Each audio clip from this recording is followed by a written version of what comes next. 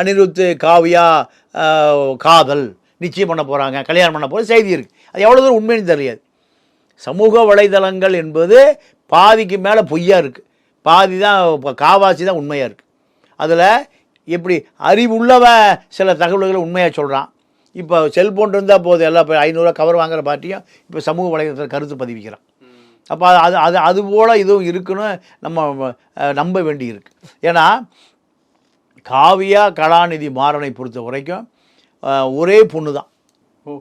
கலாநிதி மாறனுக்கு ஒரே பொண்ணு தான், பையன்லாம் கிடையாது. கலாநிதி மாறனுடைய தம்பி தயாநிதி மாறனுக்கு 2 பெண்கள்.